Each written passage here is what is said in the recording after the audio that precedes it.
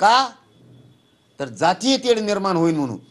आणि मग जातीय तेढ निर्माण होईल म्हणून जर आमची नाकारली जाती तर जातीय तेढ निर्माण होऊ नये म्हणून त्यांना परवानगी दिली काय? मग ओबीसीचं आंदोलन छगन भुजबळने बसेलच कस काय? मग नसता का जातीय तेढ निर्माण झाला, जातीयवाद झाला, भांडणं झाले? कोणत्या दिशेने गृहमंत्री साहेब फडणवीस साहेब राज्य चाललंय तुम्ही लक्षात ठेवा.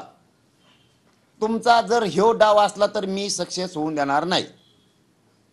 सगळे ओबीसी एकीकडून झाले तरी मी ओबीसीतून आरक्षण घेणार, कारण त्या नोंदी आमच्या हक्काच्या, गॅजेट आमच्या हक्काचं आहे, ते 13च्या आत पाहिजे आणि तिन्ही गॅजेट 13 तारखेच्या आत पाहिजेत. तुम्हाला जर फडणवीस साहेब मराठ्यांची नाराजी अंगावर घ्यायची नसली, तुम्ही गिरीश महाजन आमच्या अंगावर जरी सोडले असले छगन भुजबळ ते, तरी तुम्ही सावध व्हा. पुन्हा एकदा आम्ही तुमच्यावर विश्वास टाकलेला आहे. आणखीनही आम्ही तुमचा रागराग करीत नाहीत.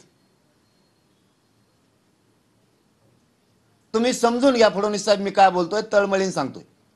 पुरे जरी एका बाजून घातले तुम्ही मराठीच्या अंगावर घातले तरी आमचा हक्काचं आरक्षण आहे. मराठ्यांना सुद्धा सांगतो आता ही प्रकार काय चाललाय.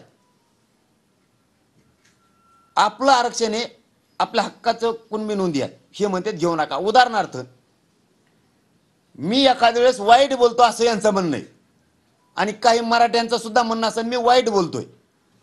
मला एक मराठ्यांच्या नेत्याने मराठा समाजाने उत्तर द्या. आज तुम्ही तुमच्या शेतात पीक पेरले आणि ते 2-2 फुटापर्यंत आले आणि त्याच्यात कोणीतरी जनावराचा कळप आणून चारायला लागलाय,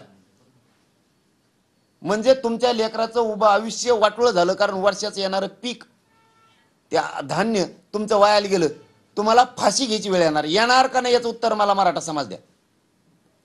तुमचा 5 एकर मध्ये तुम्ही पेरणी केली, रात्रंदिवस लढून चिखलात आणि ती उगली. आता तुम्ही स्वप्न बघताय खूप पीक होणार आहे आणि त्याच्यात दुपारा तुम्ही शेतात बसलेला असताना कोणीतरी जनावर आणले, त्याच्यात दादागिरीने चारायला लागलाय. तुम्ही त्याची आरती करणार का त्याला कचाकच बोलणार? मला एवढं उत्तर द्या. मराठा समाजाला आणि मराठा समाजाच्या नेत्यांना माझा हा प्रश्न आहे.